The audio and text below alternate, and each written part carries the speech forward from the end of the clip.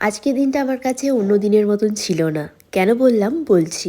আজকে সকালে ঘুম থেকে উঠতেই স্কুবি কোলে মাথা দিয়ে শুয়েছিল, আর আমার প্রতিদিনের সকালটা ঠিক এভাবেই শুরু হয় বলতে পারো। মানে আমি ঘুমিয়ে থাকলে আমার পাশের বালিশেই ও ঘুমিয়ে থাকে, আর আমি ঘুম থেকে উঠলে আমার কোলে এসে বেশ কিছুক্ষণ মাথা দিয়ে শুয়ে থাকে। এটা প্রতিদিনকারই ঘটনা। কিছুদিন আগে ওর ভাইরাল ফিভার হয়েছিল, 104 মতো জ্বর উঠে গেছিল জানো তো। তো ডক্টর ওকে কিছু মেডিসিন দিয়েছে, তো মেডিসিন গুলো নেওয়ার পরেও এখন ঠিকই আছে। বা অন্য কোনো প্রবলেম বা অন্য কোনো ভাইরাসের যদি কোনো প্রবলেম হয়ে থাকে, তার জন্য ডক্টর কিছু ব্লাড টেস্টও প্রেসক্রাইব করেছে। আজকে সকালেই ওর ব্লাড নিতে এসেছিল টেস্টের জন্য।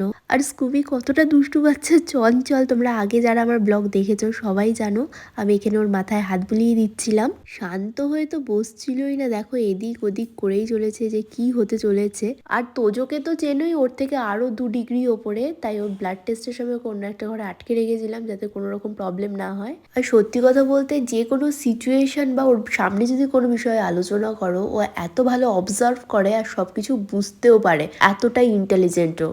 মা ওর গায়ে হাত বুলিয়ে দিয়েছিল, দেখো বলছিল কিচ্ছু হয়নি, কিচ্ছু হবে না, মানে ওকে বোঝাচ্ছিল। বাট ও কিন্তু সব কিছুই বুঝতে পারছে, সেটা তোমরা ওর আই দেখে বুঝতে পারবে। তার উপরে আজকে আবার আমার একটা প্রমোশনের কাজ ছিল, তার জন্যই রেডি হচ্ছিলাম। আর আজকে জানো তো কাজে গিয়েও বাড়িতে মন পড়েছিল এই বাচ্চাটার জন্য। এমনিতেও আমি কোথাও গেলেই দুজনকে ভীষণই মিস করি, আর আজকে তোর ব্লাড নিয়েছে, মনটা একটু খারাপ লাগছিল। আর স্কুবি আমার ওপরে ভীষণই ডিপেন্ড।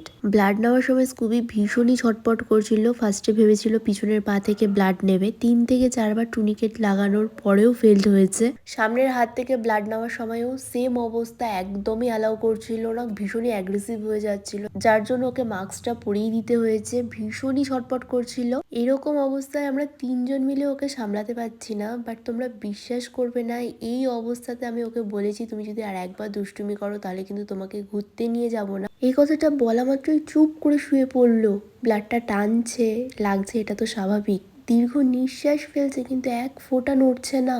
আমি ঘাড়ে হালকা করে ওকে আদর করছিলাম, জোরে জোরে নিঃশ্বাস ফেলছে কিন্তু একদমই নড়ছে না। আর সত্যি কথা বলতে ব্লাড আমি একদমই দেখতে পারি না, উইক হয়ে পড়ি। আর স্কুবিকে আমি চোখের সামনে এরকম অবস্থায় দেখছি, জাস্ট কেঁদে ফেলেছি। কিছু কি বলবো আমি নিজেই বুঝতে পারছি না। আশা করছি তোমরা যারা পেট প্যারেন্টস রয়েছে হয়তো রিলেট করতে পারবে। 2 শিশি ভর্তি ব্লাড নিয়েছে জানো। দেন ভাবছি যেটা হচ্ছে ওর ভালোর জন্যই হচ্ছে।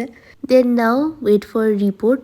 একটু তো টেনশনে রয়েছি, প্লিজ প্রে ফর হিম, সব কিছু যেন ঠিকঠাকই থাকে।